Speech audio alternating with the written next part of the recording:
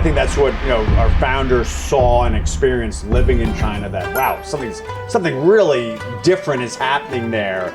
This adoption by the growing urban middle class, and that's where his vision was to create K-Web. This was before Alibaba went public, before JD went public, and that was kind of my job, was to help make that vision investable. And I think this most recent trip, what I really came away was the extent and severity of the decline in real estate prices on household confidence, on consumer confidence. But I would argue, if you go step back to mid-January of 2024, Chinese stocks, particularly the growth stocks, the tech stocks that were very focused in our flagship ETF, K-Web, the China Internet ETF, that since then, Chinese stocks, using K-Web as a proxy, are up 3 times the S&P 500, the NASDAQ 100, and a policy adjustment. The world's second largest economy is stimulating.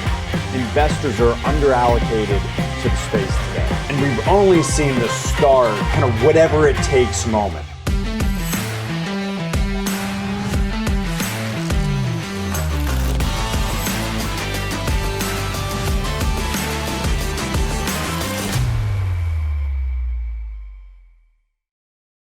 Welcome to Global Money Talk. We're delighted to have Brendan Ahern, who's the CIO of Krane Shares, with us today to discuss China, the Chinese economy, as well as some of the offerings that Krane Shares has for the ordinary investor who wants exposure to China today. Really, really happy to have you. Looking forward to a conversation about China and the opportunities that we have there, because with the U.S. stock markets going the way they are, I think a lot of investors should be looking for alternatives, and China, I think, is deserves a lot of attention and has been sort of ignored for the past few years. Yeah, 100%. Thank you so much for the opportunity, Ty. Yeah, we were talking before, and you've traveled to China quite a bit, and what I'd love to get is your sense. And here we read in the press, and sometimes you're not sure if the reporting is accurate, or if it's accurate or biased, or even anywhere near comprehensive. So recent travels to China, can you give us an idea of what you're sensing, what you're feeling, people are thinking there, and the sentiment, and just expand a little bit? Yeah, I think visiting China with some frequency, it always looks like life is normal, that the traffic is terrible, airports are crowded, restaurants are crowded, hotels are busy, people are on the streets. So visually, China seems normal. I think this most recent trip, what I really came away was the extent and severity of the decline in real estate prices on household confidence, on consumer confidence. And we're seeing the decline in real estate prices really affecting domestic consumption in China, that yes, you're seeing a pivot from the government to stabilize and support the real estate sector. And that's because 2/3 of urban household wealth is invested in real estate, apartments. And so the knock-on effects of this decline we've seen has really been an adverse headwind to domestic consumption, and we're really seeing a pivot in terms of a policy adjustment from the government to stabilize real estate and to try to get domestic consumption higher. And I think that's what makes our timing for this conversation so important, is that you have the world's second largest economy is stimulating, just 100%. The government is going to stimulate the economy, and I really think that investors are underallocated to the space today. I want to ask, because late September, early October, when they announced stimulus, and the markets really spiked aggressively in China, and then it sort of now settled into a range. But could you characterize the difference that you felt in China in your travels there, pre-stimulus and after the stimulus? Was it something that you could feel, something that you felt, the citizens and the people that you dealt with? Well, I thought, going back to the end of 2022, the beginning of 2023, you really felt a kind of negative sentiment, and you had this market capitulation in Chinese stocks in January of 2024, where you had this derivative-induced meltdown that really marked the bottom in Chinese equity. So there's a lot of attention, I think, to year to date what Chinese stocks have done, because from the DeepSeek moment to September of last year with the big policy bazooka, the PBOC and the government stimulus plans. But I would argue if you go step back to mid-January of 2024, Chinese stocks, particularly the growth stocks, the tech stocks that were very focused in our flagship ETF, KWEB, the China Internet ETF. That since then, Chinese stocks, using KWEB as a proxy, are up 3 times the S&P 500, the NASDAQ 100. And I think that just kind of shows that this rally, it's really been out of sight, out of mind. And I would say that we've seen I've felt and seen the improvement in sentiment from 2023, 2024, based on this adjustment. And, the government is very concerned about consumer confidence, the lack of domestic consumption. And we've only seen the start of this policy adjustment, the policy stimulus that's going to be coming. So I anticipate when I go back to China in like a month and a half, that I'll actually see and feel a little bit of an improvement from earlier this year. Let's talk about the stimulus a little bit. Announced with great fanfare in September, October, and they've tried to tweak things and change things. What's interesting and almost ironic is, in the West, government, certainly the United States government, will spend well beyond their means. But the Chinese government seems to be impressively obsessed with fiscal probity. Everybody says they should stimulate more. Right. And they've been a little reluctant to do so. Do you think there's more stimulus coming down the pipe from what you can see how real estate markets have reacted? Do they need to really borrow some money and buy down, maybe some estimates 90 million unfinished apartments or unsold apartments and do something with it? Well, that was, earlier this year when I was in China, that was what people were talking about is the kind of whatever it takes moment. That obviously starting in September, you had this huge policy adjustment, cutting interest rates, trying to promote the buying of real estate. But earlier this year, there was a lot of talk of, do they have to nationalize these distressed property developers? Do they have to go in and buy this unsold inventory?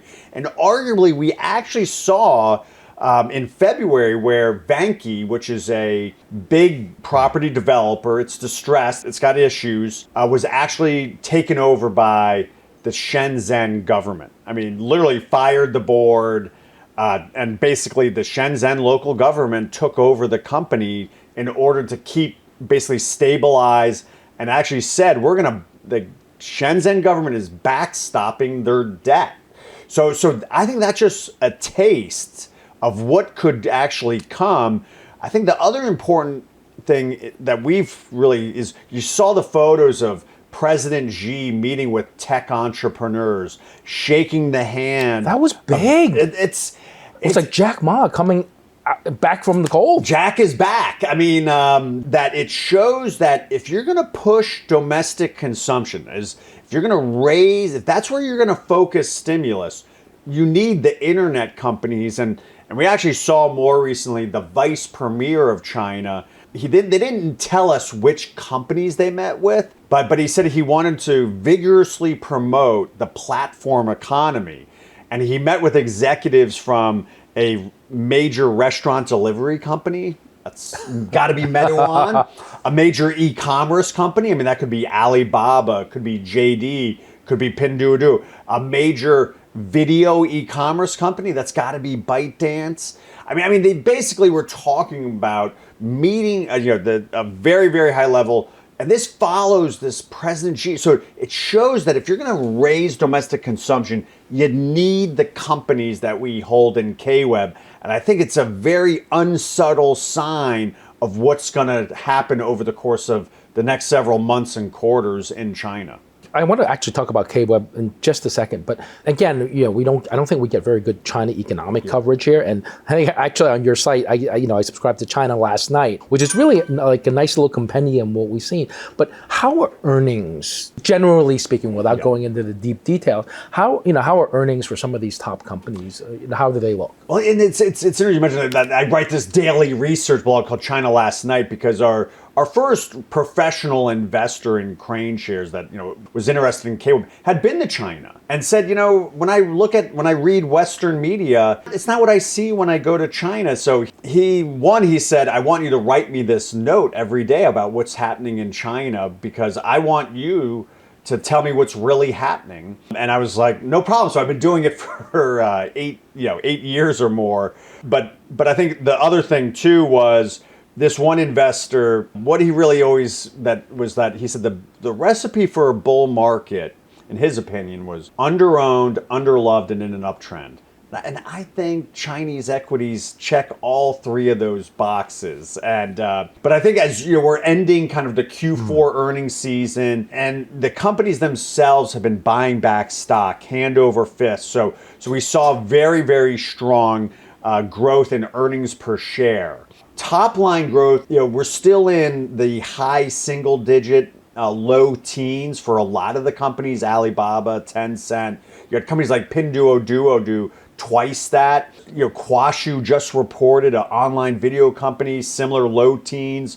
So I think part of what's happening is the re-rating of Chinese equities really requires the fundamentals, and we're seeing an improvement that some of this stimulus that we saw starting last year from the government is filtering into the economy and is ending up in the balance sheets, the net income statements of the companies we hold. So again, I think that's part of the fundamental re-rating. The other factor is obviously DeepSeek, where I think DeepSeek highlights how crowded U.S. equities are to some degree, or some have argued. And how can you have a U.S. tech stock trading 40 times sales and Alibaba's trading 14 times next year's earnings?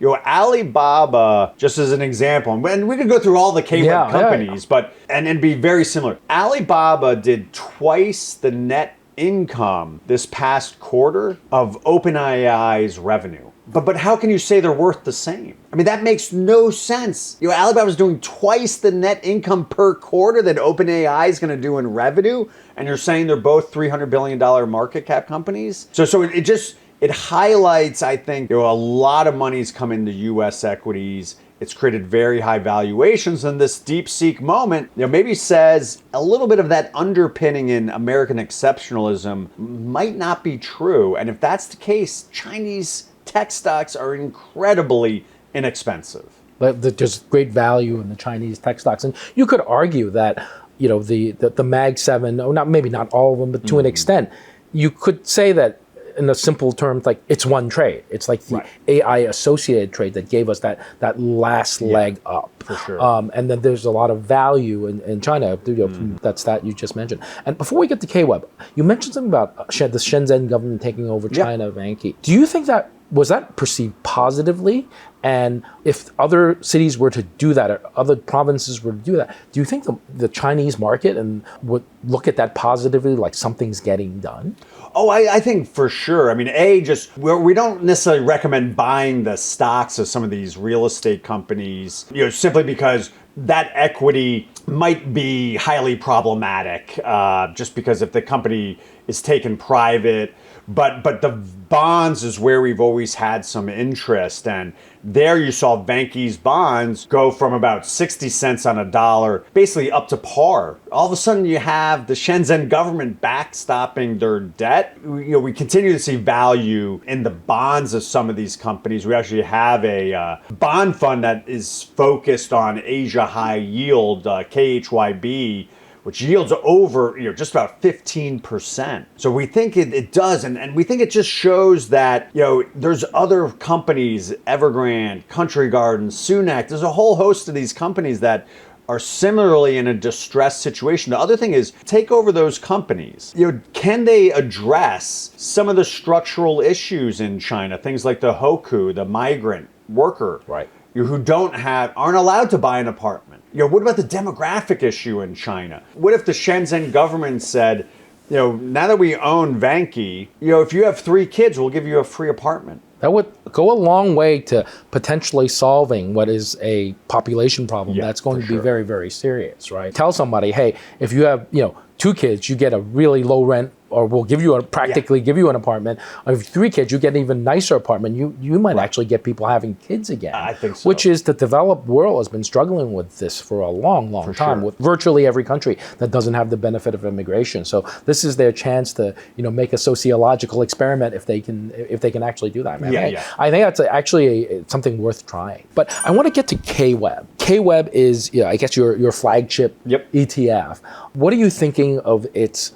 Tell us a little bit about it, and then the prospects over the next, say, 6 months to a year. If this is a good time to, if you're not in already, to seriously think about it. Yeah, I mean, our founder Jonathan Krane moved to China in the early 2000s, and he experienced firsthand living in Shanghai how the urbanization of China was having real effects on how the population, if you live in a city, you're more likely to order restaurant delivery versus, if you live out in the hinterlands, out in a rural area, you're never going to order food to be delivered. What if it takes an hour to, so, but he saw how e-commerce, and then because your mobile phone was, this is your mobile wallet, that, mobile payments, that the screens in Chinese mobile phone screens are much bigger than my iPhone, because you're doing online gaming, you're using WeChat to Tencent or the Facebook of China. That this is really your primary source of communication. You can't pay for anything without WeChat, as I understand. Is that accurate? 100%. This proves that I'm an American, that I own a wallet, because in here I have things like an ATM card, I have a credit card, I have cash. I don't think I have something with cash. I actually never. I never carry cash. I actually went, I was like, I should just get out like, $200. But anyway, it proves that I'm an American, because in China, cash is worthless. You can't use it. You can't use credit cards in China. It's all mobile payments.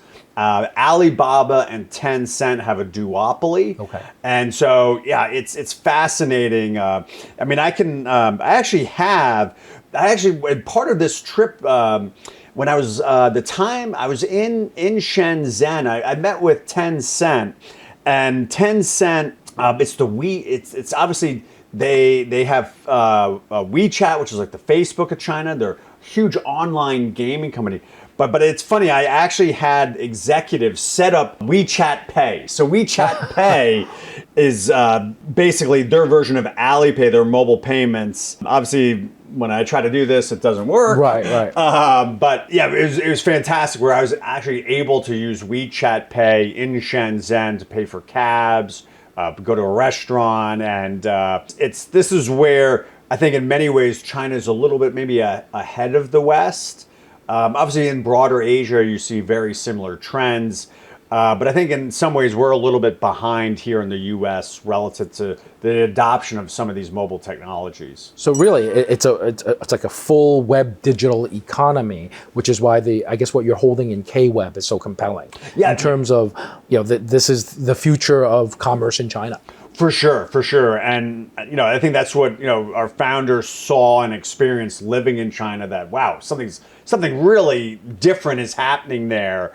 This adoption by the growing urban middle class. And, that's where his vision was to create KWeb. This was before Alibaba went public, before JD went public. And that was kind of my job, was to help make that vision investable. And, I have a background in exchange traded funds. I've spent now 24 years in the industry.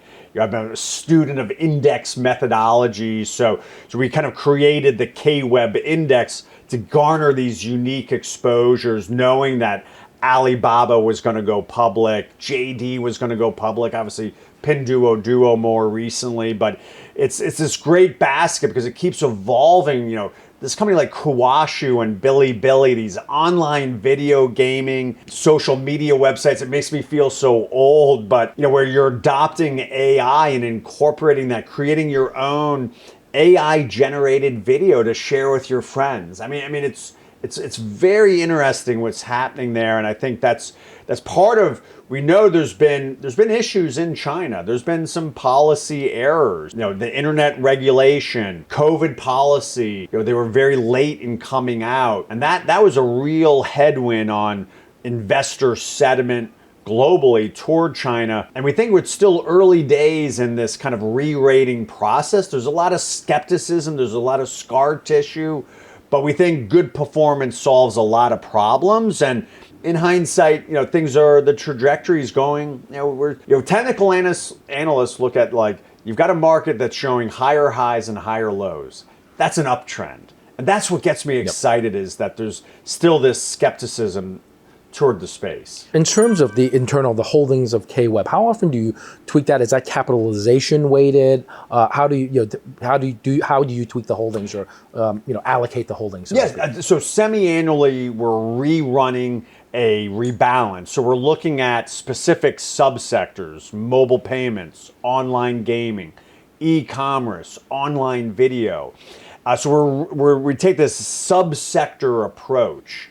That's very different. Most people look at things from a top down, and then we are capping the biggest names. So we want to keep some level of diversification. We do a fast track for IPOs. So if we have a significant IPO, we'll add it 10 days after. So that's kind of what helped put us in the map. Was we were the first ETF to own Alibaba, or one of the first here in the US, because of this fast track inclusion methodology. So if you have a company like Ant goes public, we'd be one of the first ones to go out there and buy it. So it's not active, but it is market cap weighted with some caps. And then we're rerunning these screens on a semi-annual basis. That's a great idea in terms of it sounds like you're not actively managing it, but if there is an opportunity like an IPO, you don't want to wait a quarter or a half to get that on board. I mean, Who knows where it is going to be then. Exactly. So not active, but certainly in some ways maybe proactive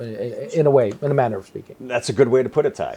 You mentioned something just before I want to just talk a little bit about, I think one thing Americans or the West is a little concerned is, some of these policy errors where, stroke of a pen, they sort of got rid of a pretty big business, which was the tutoring business. And I think that might have actually come back now quietly. And then, pressuring the real estate developers. Can Americans be assured that some of these policy errors in the rear view mirror, and now they figured out that what works and what doesn't work? Yeah. I mean, I think that's part of investing. It's one of the risks that there can be policy in any market. That's true here in the U.S. or Europe. But I think for sure what we've seen is a really change in the tone and tenor from the Chinese government toward these internet companies. And I think that's where we've been. The Chinese don't tell you what they're thinking. They use subtle signs. And I think President Xi meeting with the tech entrepreneurs, shaking Jack Ma's hand. There's more recently the vice premier meeting with a whole host of companies in the space. These are unsubtle signs that the government recognizes they need these companies. They're the transmission engines for domestic consumption as it happens online. So you need these companies, and that's why I think we've seen this kind of 180 from a policy perspective. And we really do believe that some of this regulatory purview is in the rearview mirror. Would it be fair to say, and I'm not sure if this is this at the very moment, if it's a positive or not, is it fair to say that KWeb might be a little bit like a Mag 7 of China in a way, like they're sort of their best and brightest on the technology side? 100%. I think that was part of what, with my background in indexing, why I quit my job to be part of coming to Krane Shares and working with our founder, was that a lot of what people say is like, Chinese stocks haven't done well, but the problem is that 10 years ago, 50% China's definition in ETFs and index funds, 50% of that was in financials and energy. And then if you include industrials, materials, and real estate, these are all slow, no-growth sectors. And technology, when we started KWeb, was 2% of the definition of China. And so KWeb really takes that 2% and makes it 100%. And so what KWeb really is a growth factor, a growth beta for Chinese stocks, and we don't hold any financials, energy, industrials, materials, real estate. Those are all slow, no-growth sectors, and we want to give investors exposure to the fastest growing elements of China's economy, which we believe are these tech plays and e-commerce, mobile payments, etc. I was looking, and I noticed that one of the ETFs you have is really, really interesting. It's based on KWEB. It's called CLIP, and you look at the chart of CLIP, and it's sort of flat. But then I looked at, tell us a little bit about CLIP, but it looks like it's really an interesting opportunity there. It looks like there's a big payout every month. So can you tell us a little bit about CLIP? Yeah, I mean, as students of this market, we know investing in China and emerging markets can be volatile, and that's where KWEB, it can be volatile. I mean, that's one of the things we talk to investors about, is that you have to kind of volatility adjust your positions to make sure you can handle some of these swings. At the same time, CLIP monetizes that volatility. So CLIP simply holds KWEB and writes a 1 month call option. So we write a call 1 month out in the money. We want to deliver a max of 2% per month. And that way, by capping it at 2%, but that obviously provides a fantastic yield. I mean, 2% a month, that's like 24% clipping coupons in a year, or give or take. That's pretty amazing return. Exactly. I mean, we think it's so we're taking a KWEB, which is a growth-oriented ETF, and for investors who maybe are looking for income, providing them a solution. Wow. So did you say you write in the money calls to, so that's how you get the big coupon payment? Correct, yes. If I had a flat asset that was paying me 24 or 2% a month, that's really amazing. It's a very interesting, just where we're taking advantage of this volatility within KWEB on behalf of investors, and I think it's something that I just think a lot about. That there's questions about is the U.S., is the global economy maybe going to see a bit of a slowdown, a potential recession?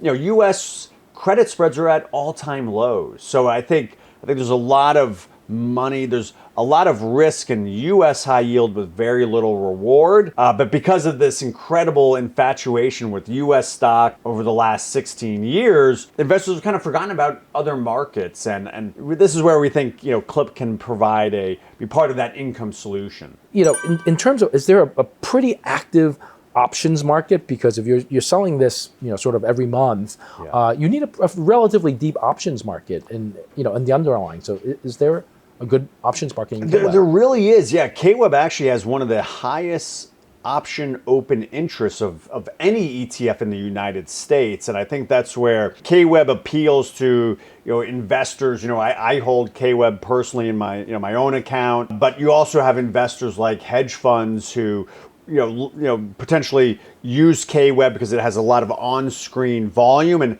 has this very deep options market, so they can do hedging.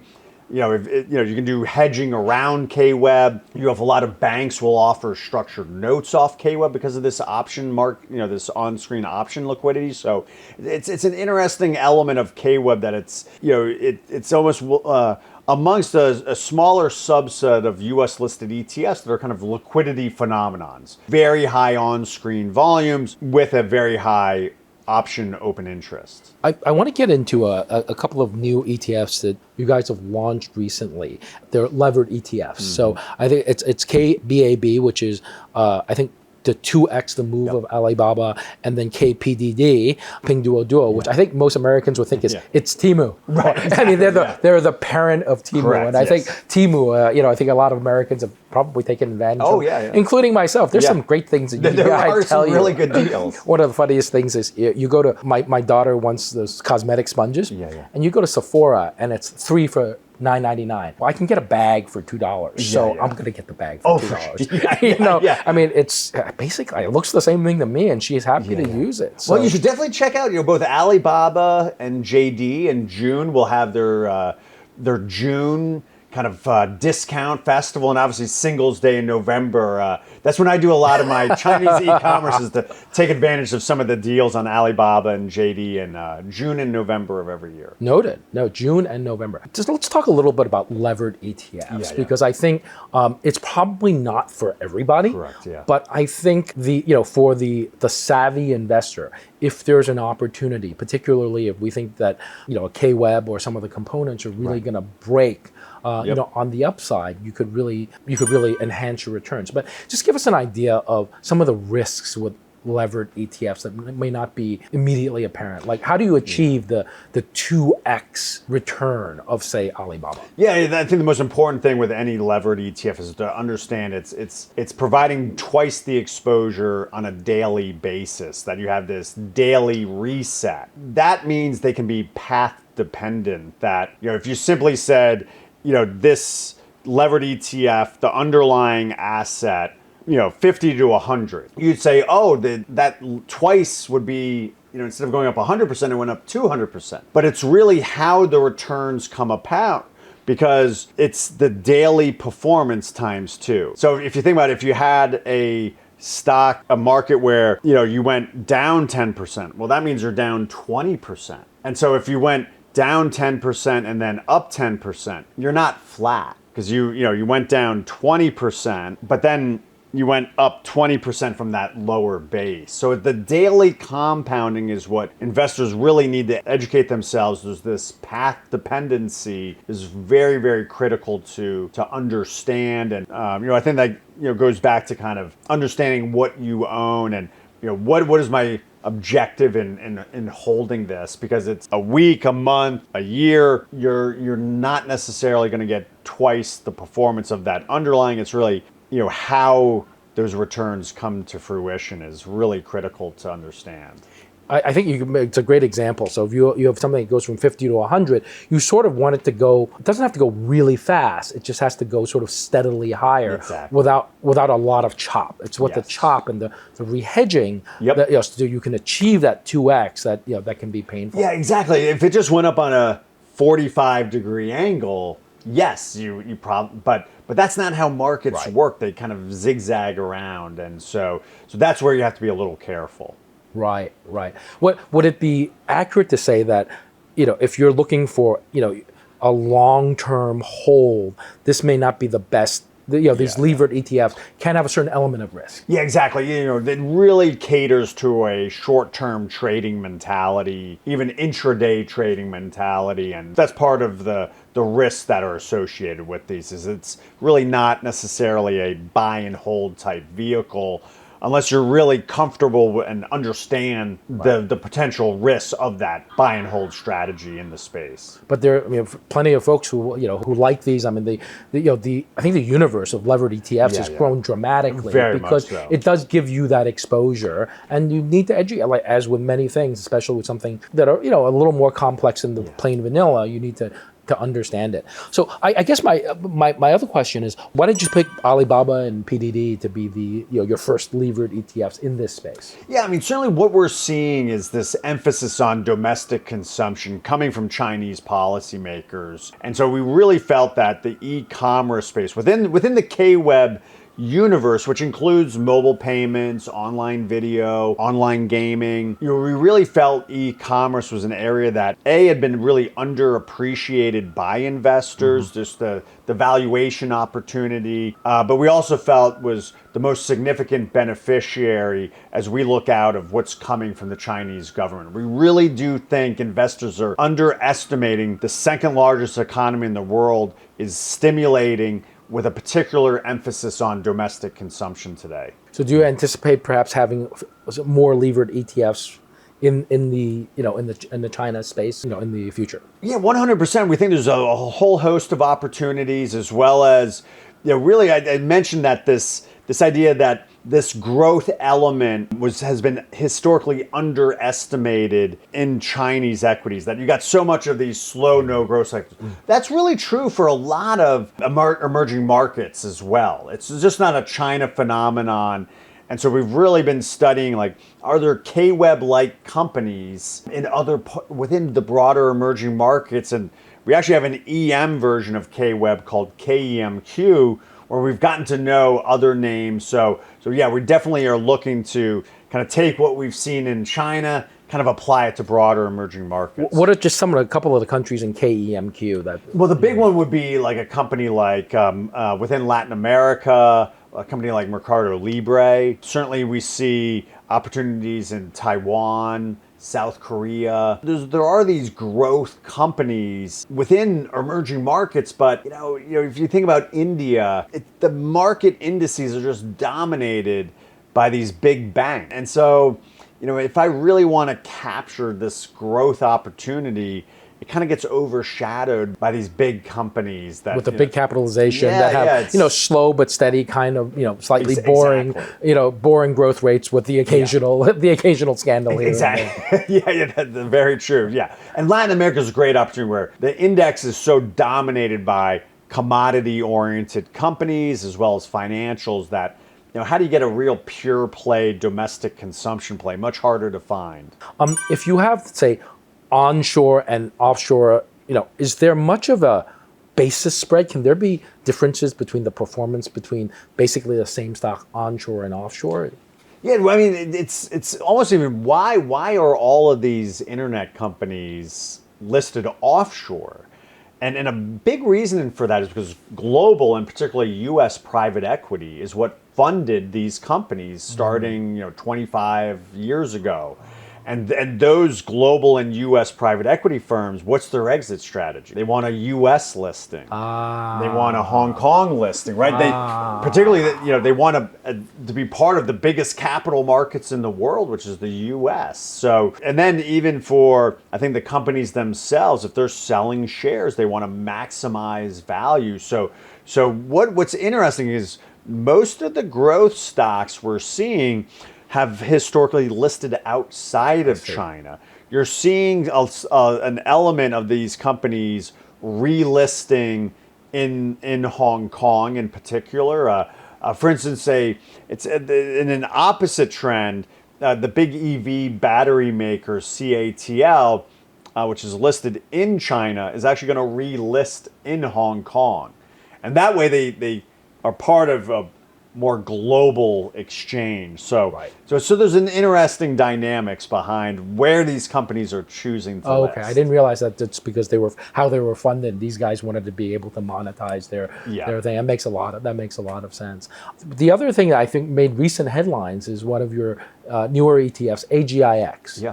And it made headlines because you actually bought shares of Anthropic, AI, and you're holding down with an ETF. Can you explain a little bit of that? Because that's pretty unusual, right? I mean, it's hard. I mean, it's great that you can get exposure to something that the normal investor couldn't get exposure to. But how does that work when you have something that's not publicly listed in an ETF? Yeah, I mean, in general, I mean, exchange traded funds are almost a democratization tool that it allows you to get access to markets that you might otherwise, as an individual, have difficulty doing. And AGIX is very focused on the U.S. technology space within the AI sphere. And one of the things we've noted as students of that market is that some of the biggest players have stayed private, but you've seen a growth in these kind of private companies offering shares on kind of secondary exchanges.